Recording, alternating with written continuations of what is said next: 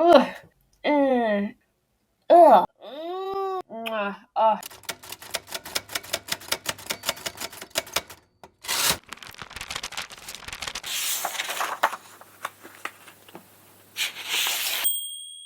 Howdy, and welcome to One for the Books, a show about all things bookish. I'm your host, Sandra Broadwell.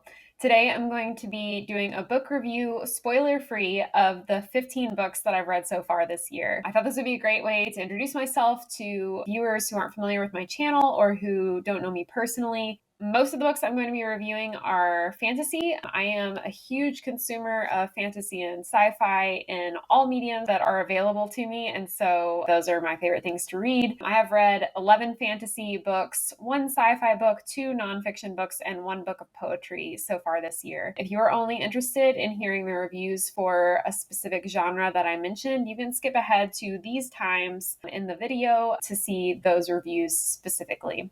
In addition to doing a review of the books themselves, I'm also going to be reviewing the book covers because I feel like everyone is aware of the saying, don't judge a book by its cover. And that applies to pretty much everything except books, because a book's cover is its like one marketing tool to catch your eye when it's in the bookstore. And yeah, the book inside might not match what the cover is, but like, that's its job. That's what it's supposed to do. It's supposed to make you want to read it and to give you a little hint about what you're going to find inside. I love art and I love book covers, so I just want to talk about those too. So without any further ado, I will dive into the 11 fantasy books that I read this year, and then I will do the sci-fi, nonfiction, and poetry after that. The first book I read starting in January was The Kingkiller Chronicles by Patrick Rothfuss, and the first book in that series is The Name of the Wind, which came out in 2007. Patrick Rothfuss's writing style is just like, I would almost put it on the level of like literary prose. His writing is definitely unparalleled by anyone else that I've read so far this year, and it was just a delight to read for the writing style itself. It's a heroic fantasy story told in a flashback style, and so there's like 2 timelines happening at once. You're getting the modern timeline with the main protagonist where he is an innkeeper, and then you're getting kind of his life story being told to you, and so you're living that in the past present. The main character is named Kvothe. He grew up as like a bard in a traveling troupe, met some really interesting characters along the way, including this very interesting mentor that he made who could do magic. Without giving away any spoilers, something terrible happened, and he decides to go to the university to learn how to do magic for himself so that he can take vengeance against those evildoers who wronged him. It's kind of the premise for the book. And I love a good revenge tale. I love the magical academy trope. And so this book hits a lot of high notes for me. I've seen on the internet a lot of people are also questioning kind of whether Kvothe is a reliable narrator. And so that adds an interesting lens to look at the story, because the person, the like modern day Kvothe who's telling you the story is just like an innkeeper who's living like a very boring normal life, but then he's telling you all these like grand heroic tales of all this cool shit that he's done. So it is kind of interesting to wonder, like, is anything he's telling you true? Like, is he this like cool badass, or is he just like a washed up innkeeper? So that's fun to consider as you're reading it as well. The other thing I really appreciate about Patrick Rothfuss's writing is the main character is a musician, and as a former musician myself, I just really love the way that he writes music. Music is so moving and impactful, and I feel like putting that feeling into words seems incredibly difficult to me conceptually, but he just does it so well, and I feel like you really feel the feeling of the music, even though you can't hear the music when he writes it. And so kudos, that's just wonderful. I would give this book a 5 out of 5 for sure. It is just a fantastic read. So let's look at the cover for The Name of the Wind. And this book has like 4 different covers that come up almost right away. I'll start with these 2 and I'll review these both at once because to me they're kind of the same. These 2 are a little boring, I think. They definitely give a little like, who's this mysterious figure vibe. They give a little bit of like a fantasy vibe, but that's pretty much it. They're not terrible, but they're not great. So that is what it is. Then there's this other cover that I despise this one. It's so, like you just have this like shirtless guy with red hair that's like really stringy and weird. Like his head is even like, I don't know, it's like misshapen or something. But like, if to me, shirtless dude on a cover of a book says romance, and this book is definitely not a romance tale. And also, like, he's not even cute. Like, if you're gonna put a shirtless guy on the cover of my book, like, can we at least make him a looker? You know what I mean? So this one just misses the mark on a lot of levels. This last one, I love this one. I think it's really intriguing. It's modern. It has the broken lute on the front, so that reveals a little bit about what's to come, or like what it's about. It definitely gives the fantasy vibe with like the creepy statue face in the background. The font also, I think, is a really cool like fantasy font. Yeah, I really enjoy this book cover. I think this one knocks it out of the park. The second book in the Kingkiller Chronicles is called The Wise Man's Fear. And I don't want to reveal too much about this, but I think it was a wonderful continuation of The Name of the Wind. I was very happy with the whole story in general. I'm not super thrilled with Patrick Rothfuss's depiction of women in these stories. And it's nothing egregious or anything. I think it can be forgiven for the fact that the narrator for most of the book is just like a teenage boy. But it's just, it's just kind of male gazy. So it's not awesome, but it's pretty easy to pass over. It's not that big of a deal. One of my favorite parts of The Wise Man's Fear is that a part of the book takes place in the Fae realm, and the way that Rothfuss like interprets and depicts the Fae realm is just super cool. Like, I really appreciate what he did with that, because it definitely feels like a different world. Like, the way things work there are just different, and it's super, super well done. I love it. One thing I did not realize when I picked up this trilogy is that it is not a complete trilogy, which like everyone on the internet I'm sure knew except me. Yeah, there is no third book yet, and the second book came out in 2011, which was over 10 years ago. So that really hurts my heart because, after 10 years, it's like, is there ever going to be a finish to this story? I feel bad for all the fans that have been waiting that long. I'm glad that I didn't read it that long ago and have only been waiting for since January for this series to be finished. But it seems like online that Rothfuss is committed to finishing the series, but after 10 plus years, like, how much can you really trust the author at that point? So I kind of hate the fact that I started a trilogy that seems to have no end in sight, because I really like finishing our book series that I start. So that's a huge bummer. But that being said, I have no regrets about picking up the Kingkiller Chronicles. These books were delightful to read. It was a wonderful read, and I would still recommend them to other people, even knowing that we might not get a conclusion to the story. So let's take a look at the covers for The Wise Man's Fear. Again, there's like a couple different covers for this one, and the really nice one that I liked for The Name of the Wind, it seems like whoever did that one didn't do one for The Wise Man's Fear. So there's not like a matching one that I can find. There's kind of these two which match the first two that I thought were kind of meh. And again, these are meh. They don't tell me a lot. They do give a little bit of a fantasy vibe and maybe a little bit of like mysterious, who is this dark figure type of thing, but they're not super fantastic or anything. I also found this minimalist cover, which is just like brown with some leafy vines and stuff. And I actually I don't hate this one. I like minimalism, but again, this one doesn't really tell me anything about the story. So in some sense, maybe I'd rather own this one after I already know what the story's about. But if I'm in a bookstore browsing, this one doesn't say anything that's going to make me be like, oh, what's that?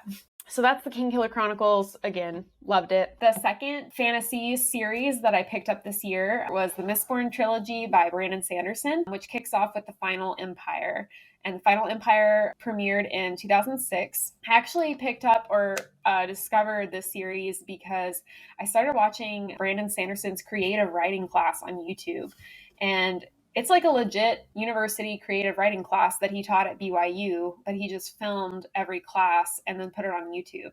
I don't know how or why BYU let him do that, because college classes are expensive and YouTube is free, but whatever, I'm not going to question it. It was a great creative writing class. If you are interested in creative writing, especially writing fantasy and sci-fi, like I highly recommend watching those videos and going to Sanderson's channel for that, because it was great content. But he uses his own stories as examples of creative writing during the class. And so he talks about how he got the idea for the Mistborn setting was basically like the prophesied hero trope that we all know. He was like, well, what if the prophecy was made after, like, what if the hero failed? Like, what if they didn't defeat the Dark Lord or the great evil? What would that world be like?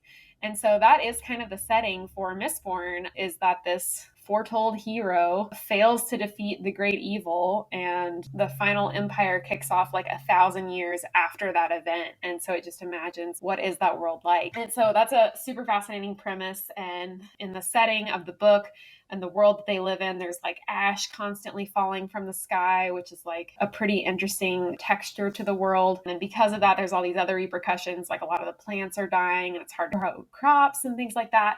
And the society is kind of split into two.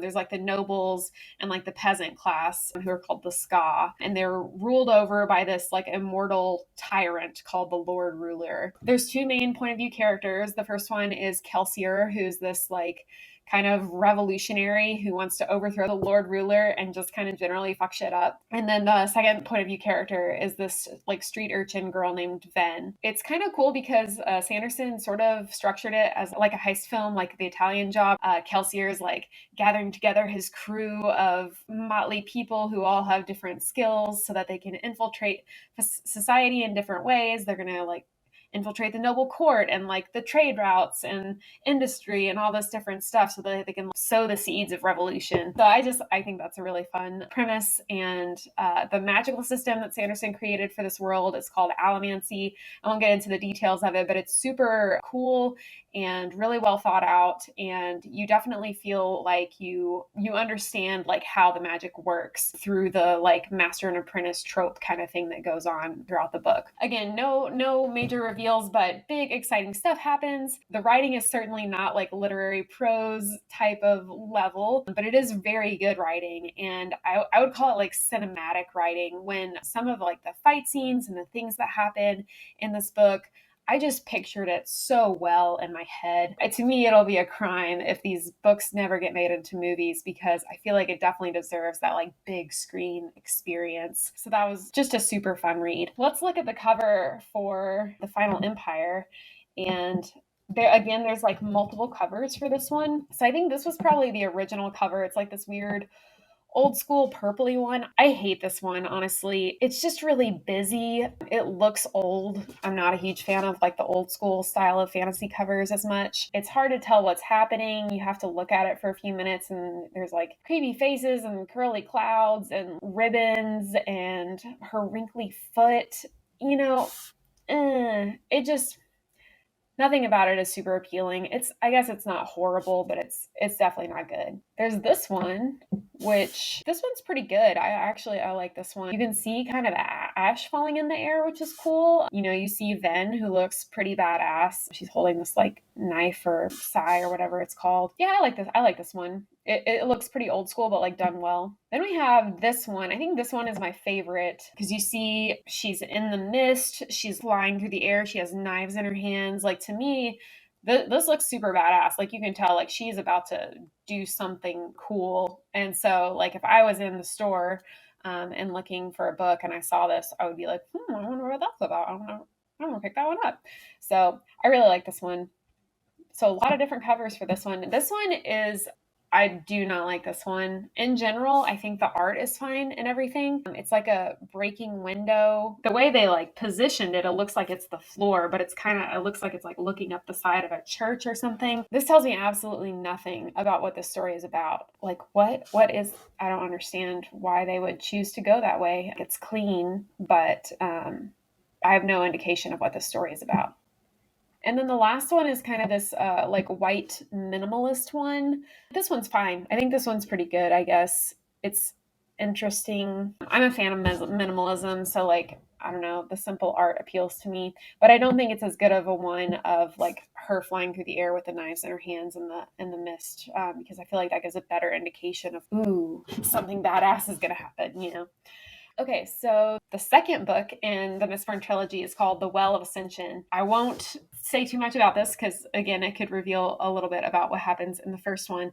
But this is basically dealing with the fallout of what they were attempting to do in the first book. I love that Sanderson goes there in this book because it really deals with like the messiness of, well, what happens after you attempt to overthrow like 1,000-year-old empire. That's pretty cool. Like the political realism that he dives into there. Another really interesting aspect of this book is the main characters find out at some point that there's a traitor in their midst, but it's a shapeshifter, and they know it's a shapeshifter, so they can't figure out who it is. And so that adds a really interesting element. One of my favorite parts of this trilogy in general, but in this book in particular, I think is where we're really introduced to him, is these like monster creatures that exist in this world called the Colossus. And the Colossus are just horrifying and gross. They're like big dumb creatures that just like to kill shit, and they continue to grow their entire lives, but their skin stays the same size. So when they're little, their skin is like baggy and like sags and like hangs off of them, like doesn't fit. And then as they grow, it doesn't like stretch with them, and so they like hulk out of it, and it just like rips, and like there's not enough skin to cover their whole face and body. It's just disgusting, and I adore a disgusting, horrifying monster. So kudos, Sanderson, you knocked it out of the park with the Colossus. I love them. So let's look at the cover for the Well of Ascension. Yeah, so this one is probably the sequel to the first, like the purpley one that I didn't like, and this one I think is actually worse than the first one that I didn't like. Again, it's just like super busy. It's kind of hard to tell like what is happening here. Like the shirt that they have her in, it almost looks the same color as her skin, and then it has like the lacy back up the back, which makes it look like her skin is laced together. Ugh, like that's not what's happening. That's not anything that happens in the book. It's just weird, and that's not the type of clothes that she wears. So that's extra weird. And then it has her like flying through some like weird bodies or something. It's just busy. Again, I'm not a fan of this old school style. Like, why are her feet down there? That doesn't even seem to make sense for like how a person's body is shaped. Just it has issues. That one just has issues. Okay, so then there's like this second old school one. Then again is like holding like a sai, and she's fighting like this person. I'm not really sure who that's supposed to be, but I appreciate this one as like an old school version. I think it's well done. Again, other than the fact that it looks outdated, I don't have any real issues with this one. Then we have this one, which is the follow up to I think the one that I liked the most from the previous version. My only issue with this one is that it looks like her face was drawn by like a different person. Like she doesn't quite look like the exact same girl from the previous cover. And also that sword she's carrying is just huge. And maybe it's been a couple months and so I don't remember, but I don't really remember her having like a gigantic honking sword. I feel like that's a little overpowered.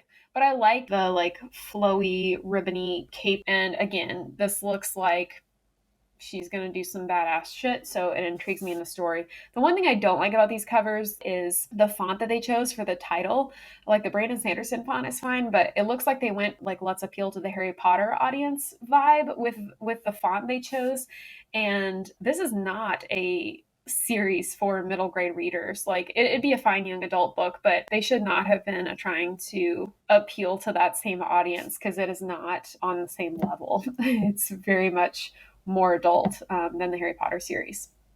Then we have this one, which is like a follow up to the broken glass window church building looking thing. I don't know, like, even after having read the book, I don't know what this is supposed to be portraying. And to me, this looks like outer space or something. Like, is this a sci fi book? I have no idea what they were trying to accomplish with this. It's terrible. And then the last one, I guess, is this kind of white minimalist one. I do not like this one. Even though I like the first one was okay, the white one for the Final Empire. But this looks like they drew like a 40-year-old woman on the cover, and Vin is like 18 or 19 maybe. Like, that does not look like a young person on the front. And 40 is a fine age to be. I have no issues with that, but that's just not who the main character is. And so that's really confusing to me why they would draw her that way. So let's move on to the third and final book of the Mistborn trilogy. Is called The Hero of Ages.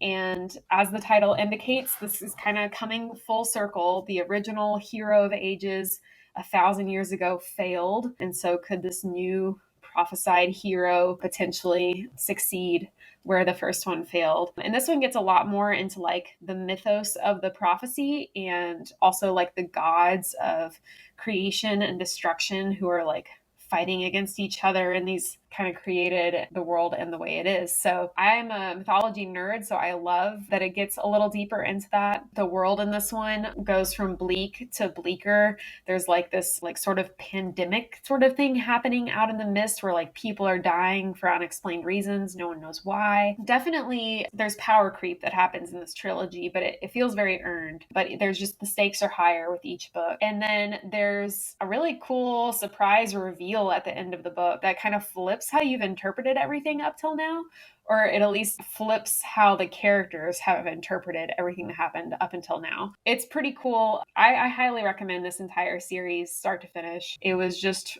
well done. I have no complaints. So let's look at the cover for The Hero of Ages. Let's look at like the weird purpley one first again. I don't mind this one as much as I minded the second one of this series. Was definitely the worst. But this actually like tells me something about the story. There's like you see Ven, she's like up on a spire like above the city, and there's these floaty wraiths around her. I'm saying it like I don't know what they are, as if I would be looking at it in a bookstore. I obviously read the book, so I know what's happening, but that actually tells me like some stuff about the story. It's not nearly as busy or confused as the previous two covers in this kind of trilogy set were. So actually, I don't mind this one nearly as much. I actually, yeah, I think that one's pretty good. Then we have the like weird item. This one is like a railroad tie driving into like a stone or a coffin or a box or something.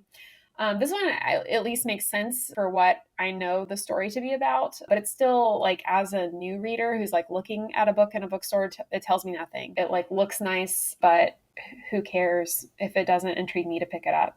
Then there's the other kind of old school version. This one's cool. It does have an additional character on there. I won't say who, but if you've read the first two books, you know who that is. Again, I think my biggest issue with this is it looks like they drew Vin as like an older woman, maybe like 30 or something, and she's wearing makeup. That's just not who Vin is. So it's like the person who made the cover didn't read the book, which is a miss. Then there's this white version. Again, it's like the same thing here that I said with the last one. Like, she looks like she's like 30 or 40 years old on the front, but Vin is like 20 in this book, so it's not fine. And then, well, this is my favorite one, obviously. Again, not a fan of the Harry Potter font, but like, this looks super badass. She's like standing on a colossus that she's killed, and the colossus doesn't even look as horrifying on the cover as it does in my mind, because the descriptions are just so gross. But she's like standing on top of it. She has this power pose going down, and she's like looking down at the audience from on top of this colossus, like, bring it, like, come get some. I love that. That is who Vin is. Like, that is a masterfully done work of art to depict what is happening inside the book. So that one gets an A+ for me. I highly recommend the Mistborn trilogy. There are additional Mistborn books that are outside of this trilogy. I think there's 4 others currently. I heard that Sanderson has another one coming out later this year, and supposedly an additional trilogy coming down the line in the Mistborn series. That's awesome. As someone who is a fan of Mistborn, I'm excited to continue reading in this series. I don't think I'll pick up any more Mistborn books this year because I have a lot more stuff on my TBR that I want to get to, but I am excited that there's more in this world for me to explore. The next fantasy books that I read were the Poppy War trilogy by R.F. Kuang. And the first book in that one is called The Poppy War, and it came out in 2018. So this is a pretty recent fantasy series. I heard about the Poppy War from several other booktubers, and it was getting a lot of raving reviews. So I was like really excited to pick this one up. This is a subgenre of fantasy called grimdark, which, as you can imagine, is grim and dark and bleak and morally gray. So that kind of vibes with me, just with other kinds of media that I like. So I was excited to read some grimdark fantasy. And it's also historical fantasy. So the setting, Kuang said, was based off of actual wars that have happened in China and the Opium Wars. I love that there is a historical fantasy series that for once is not based on like medieval European culture.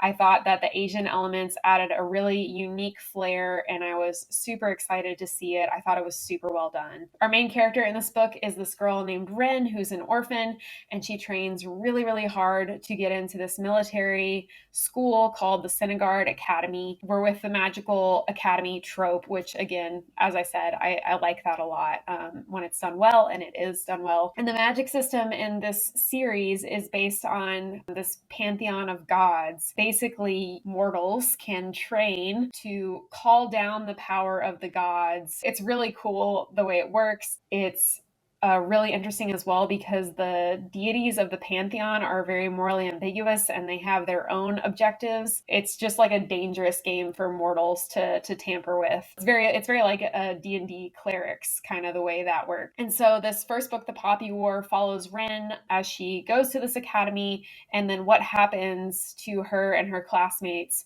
when a neighboring country declares war and invades. And that definitely messes up their time at school. It's super dark, hyper realistic descriptions of war and the atrocities that people can commit against one another. It feels just horrific and sad and heart-wrenching. It's like some of it is just like gross. Like there were times when I was reading these stories where I like literally was just like, oh, like full body shivers. I'm like, I feel like I need to go take a bath now. Like, it's just horrible. It is horrible, horrible, horrible. But I loved it. It was super real and super good. And wow, that's all I have to say. I don't want to give up but too much, but I will say that the protagonist herself commits some of these atrocities that are super horrific, and it makes you go like, oh shit, like she's not a good person. So that's fun. I enjoy an ambiguous protagonist. The second book in the series is called The Dragon Republic. It deals with the aftermath of the Poppy War, where there's basically like a power vacuum that's happening and the country is falling apart after having been invaded. Basically, the civil war starts, and to fuck shit up even more, these other foreigners arrive called the Hesperians, and they're white and they believe they're the superior race, and they're very imperialistic and they're monotheistic, and they believe that their god is like the one true way to believe, and they're very much more technologically advanced than the main character's society of the book. And so that adds some really cool and interesting and gross intrigue and stuff that happens, and it's done very, very well. Then the final book of the Poppy War trilogy is The Burning God, which just came out in 2020. In this book, Ren basically just wants to end the fighting once and for all and bring stability back to her country. It's been a long time since all this started, and she makes some tenuous alliances with people that she doesn't necessarily trust in order to try and bring about peace. But she is gaining more and more power as these stories go along, and the people around her are starting to realize that they can't really trust her with that power. And I was really kept guessing how this was going to end until the very last few pages. That was a super thrilling read because literally like a few pages before the end, I was like, oh my God, like how is this going to wrap up? I don't know what's going to happen. And being so close to the end before you find out is just like, ugh. I will say it was a satisfying ending, but it was not the one I wanted. And that was good too, I think, because if I got what I wanted all the time, then reading would become boring. But it was a good ending, and I am just again, this is another 5 out of 5 for me. I would recommend this book to anyone as long as you have a strong stomach. I read these well over a month ago and I'm still thinking about them. It's just wonderful, and it was just a refreshing, to me, kind of a new take on fantasy, which was very cool to see. So let's look at the covers for these, and they're cohesive, and there's really only one set, so that makes it a little easier. I like these covers. They're pretty minimalist. The art is clear and simple. You get a girl with a bow, a girl sprouting wings, and you get a girl with a knife running towards you. It gets the point across. It looks interesting. They're not anything to write home about, but they definitely grab my attention. I like them. The Final Fantasy trilogy that I picked up this year, I just finished a couple days ago, and it was the First Law trilogy by Joe Abercrombie. The first book in the series is The Blade Itself, which came out in 2006, and it's another grimdark trilogy, which I didn't realize that I was reading 2 grimdark trilogies in a row, but that's okay. I first want to applaud Joe Abercrombie for his character work. The characters in his books feel so real. They have more depth than any of the other books that I've mentioned so far in this video. They're all horrible people who only care about themselves. They're all either like shallow, or they only care about their own survival or their power, or their revenge, or whatever they're going for. So they're not very likable, but they're very interesting. That aside, I was a little disappointed in the plot of this first book because it is multiple point of view sort of story. It just jumps between a couple different characters. It does a really good job building the characters and building the world, but I didn't know what it was building towards up until I had read maybe like 80% of the book. And that didn't really matter too much because I was so compelled by the characters that I wanted to keep reading and wanted to find out what it was building towards. I just didn't know where it was going. But it all starts to come together at the end and it feels worth it. But so our main 3 point of view characters in this story are Logan Ninefingers is the first one, and he's depicted as this sort of like barbaric Viking Northman type guy. And the first chapter just starts with him like waking up on the side of the river after having like pitched himself over a waterfall to escape these monsters that killed his crew.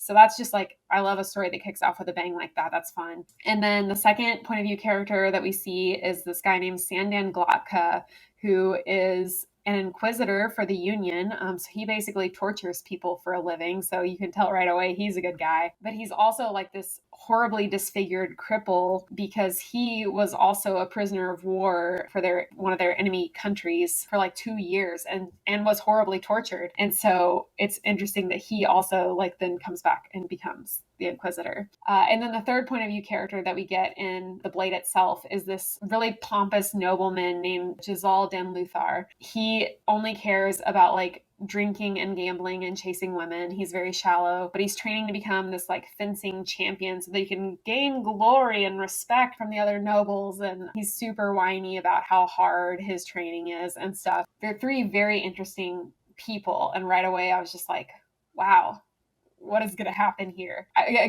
was just disappointed that it took so long for me to figure out like what was going to happen. And it just didn't feel like a ton happened in the first book, but the characters were so worth it that it didn't really matter too much. So I'm not gonna hold that against it. The second book in the series is called Before They Are Hanged. It's the same characters, but there's a few more added in. It follows 3 sets of characters as war breaks out on 2 fronts of the Union. And so one set of characters is fighting up in the north, one set of characters is fighting down in the south, and one set of characters is on this quest with a wizard named Baez to go to the edge of the world and find this magical artifact and bring it back.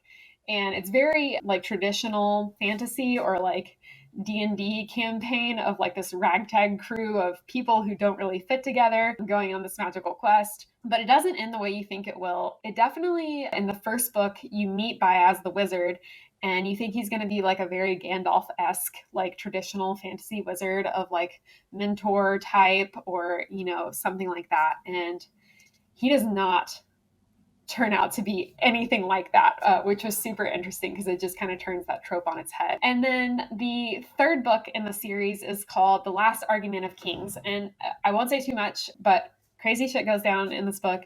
And they hinted in the first 2 books of this like older age of like greater kings, and magic was more abundant in the world, but that's all sort of faded. But all the powers that used to be in the land kind of, and all the mythos of that time kind of come to the forefront in this last book. There's all this political intrigue and war, and even though you don't really like any of the characters, you're like rooting for them at this point, or at least there's like a couple of moments that seem really tense, which is fun. And then there's this reveal that happens that like you realize was hinted at all throughout, but at least for me, like I'm not a big mystery reader, and so I didn't put those clues together before the reveal happened. And so when all the pieces suddenly clicked, I was like, oh shit. So I love a good twist like that. So that was super fun. I've heard from other people on the interwebs that this series is often compared to A Song of Ice and Fire by George R.R. Martin, aka Game of Thrones. I haven't read A Song of Ice and Fire. I have watched the show. And I think it's just that comparison is made because it's grimdark, it's fantasy, it's multiple point of view characters. But as far as I can tell, that's kind of where the comparison ends. All that to say, if you like A Song of Ice and Fire, you will probably like The First Law. Overall, I would highly recommend this series. I thought it was super fun. There are a lot more books in the First Law world that aren't the first trilogy. I do think I'll definitely pick up more Joe Abercrombie books in the future because they were super good. Let's look at the covers for those before I move on. There's like 2 different sets of covers that I've seen for these, and they're pretty cohesive as a set. This first one, I guess, was the original, and it's just like scrolls or like paper that are kind of torn or burned and covered in blood. That's fine. I don't love it, but it does give like kind of a grimdark fantasy vibe, which is good, but it's just okay. And then the second one is like the 10th anniversary edition covers that they did. And these are really minimalist and really simple. I like these a lot. Again, I'm a fan of minimalism. I think if I was to have one that I was going to put on my shelf for display, I would probably want these over the other ones. But I almost feel like the other ones give a little bit more of like a grimdark vibe. I'm fine with both sets of these covers. I don't love either of them, but I think they're both good. So that's a wrap on the 11 fantasy books that I've read thus far in 2022. Let's dive into the sci-fi book that I read, which was Project Hail Mary by Andy Weir. Probably heard of Andy Weir. He wrote The Martian, which was turned into a motion picture with Matt Damon, and he also wrote Artemis. I had read both of his previous books and loved them, so I was super excited when I heard that Project Hail Mary, his 3rd book, just came out last year in 2021. Like his other 2 books, this was a super easy read to do in like a day or day and a half. The pacing is so good that you really don't want to put it down once you pick it up. I can't really reveal much about the premise without giving away the entire book. I'll just say it's about a guy that wakes up from like a hypersleep coma type of situation on a spaceship. The hypersleep did not work like it was supposed to because when he wakes up, he has amnesia, and he realizes that his other 2 crew members died during their hypersleep, and so they never even wake up. He basically just wakes up and is like, what the hell is going on, and why am I on a spaceship? His memory comes back in kind of waves and flashbacks, and so you're learning what is going on as the character is learning what's going on. I'll just say crazy things happen in the void of space. Oh my gosh. I love this book top to bottom. I can't really say anything else without giving it away, and I don't want to ruin the reading experience. But the main character is funny and sarcastic, and the humor balances really well with like the hard science that Andy Weir peppers throughout the story. That makes it feel very real, but also like fun. This is an easy recommend for me. I loved it top to bottom, and let's check out the cover. So the cover of Project Hail Mary, I think, is great. It's not a work of art or anything, but it ticks all the boxes. It's easily shows this is a sci-fi story because you've got a guy in an astronaut suit, and then got this like slack line that he's attached to, and he's got kind of like that like crazy drift thing going on that makes you think like, oh, something's not right. And it looks like he's drifting into something dark and scary. This to me, like, this cover raises questions and tells me that it's sci-fi, and it makes me want to open the book and figure out what's happening with this guy on the cover. So this is a great one. I think it does its job extremely well. The font, even to me, says sci-fi font. So yeah, just great job on the cover on that one. Let's move on to nonfiction. That was my only sci-fi for the year so far. So for nonfiction, I have read On Writing by Stephen King. A Memoir of the Craft is the subtitle. I've actually not read any fiction books by Stephen King, which is pretty bad, but I've seen a lot of movies that were adapted from Stephen King novels, so that counts for something. But it's half writing advice, half memoir, and I picked this one up this year because I am attempting to write a novel of my own, and this book kept coming up in recommendations for aspiring writers. It's full of really funny and heartwarming stories from Stephen's life. It paints a good picture, I think, of other people in his life, like his mom, one of his teachers, his wife, his kids, and really gives you insight into why Stephen is the writer that he is, which is nice. But it also has like really good writing advice in it. There were some parts of this as I was reading it that just felt so on the nose that I like took it over and like read bits of it out loud to my husband, which he didn't care about, but that's the life of a reader. But this just felt like a very cozy read to me. It felt like Stephen King invited me into his living room for tea and story time, but it didn't feel rambly or pretentious or anything like that. I would recommend this book for anyone who wants to improve their writing or anyone who's just a big fan of Stephen King and wants to know more about the person behind the stories, because it was a good read for sure. Oh, and the cover is really simple. It just has a picture of Stephen like in his old school office setup when he was writing. It's definitely nothing special, but I don't hold nonfiction covers to the same standard that I do fiction covers, because I feel like if you're looking for a nonfiction book on a certain topic, you're going to find it regardless of what the cover looks like, versus fiction covers are sometimes like how you find the books. The second nonfiction book that I read this year is Wordslut by Amanda Montell. And I found this book because I actually heard Amanda Montell interviewed on a podcast. I, for the life of me, cannot remember what that podcast was. I tried to look it up prior to recording this, and she's apparently been on like a bajillion podcasts in the past, so I couldn't find which one it was. So I apologize to whoever's podcast I'm not recommending, because I would have recommended it. But anyway, Wordslut, a feminist guide to taking back the English language. As a somewhat foul-mouthed feminist myself and a lover of words, I was super excited to find this. Amanda Montell is a linguist by education, and she talks about how language defines norms and taboos, how language has been used against women historically and still today, how women speak varies from how men speak. And she also pushes back on preconceived notions of gender and sex. I drank this book in. I finished it super quickly. It was a page turner for me personally and my interest. As soon as I finished it, I told my husband, I was like, I want to buy copies of this and send it to all my friends so that we can talk about it. It gave me a lot to think about, even as someone who's been a feminist for most of my life. It also has just like really fun chapter titles, like Chapter 1, Slutty Skank Hoes and Nasty Dykes, a comprehensive list of gendered insults I hate, but also kind of love. I mean, that's just fun. And then it also has some cute little like graphics and charts and stuff in here occasionally. Like that's like two women sitting on top of this chart. And the first one says, "Shit, do I swear too much?" And the other one says, "Fuck no." So that's just adorable. Yeah, I love this book and would definitely recommend it. The cover is bright yellow, which is eye-catching, says the word Wordslut in big letters. So I feel like it's pretty catchy, and it doesn't really need a lot else because it's a book about language. Good cover. The final book that I'm going to review that I've read this year is the one poetry book that I've read cover to cover, Homebody by Rupi Kaur. I adore Rupi Kaur's poetry. I have both of her other books of poetry, which are The Sun and Her Flowers and Milk and Honey. It's feminist, it's raw, it's deep. It talks about relationships and mental health and feeling comfortable in your own skin. I just think Rupi is a beautiful soul. Reading her poems makes me want to like hug other women that I see and just like rejoice in the sisterhood of humanity or something. I don't know. It's really heartwarming. It's like ragged and good. I don't know how else to say it. But she also does these like cute little hand-drawn doodles in a lot of the pages to kind of depict whatever she's talking about, which are just cute and cool. And the cover of this book is like, it's got that like cool fabric feeling. I don't know if you can see it or hear it or whatever, but it's a really nice cover, and it's got that the pages aren't all the same length, which I really like. The texture of the book came with like the built-in little bookmark ribbon thing.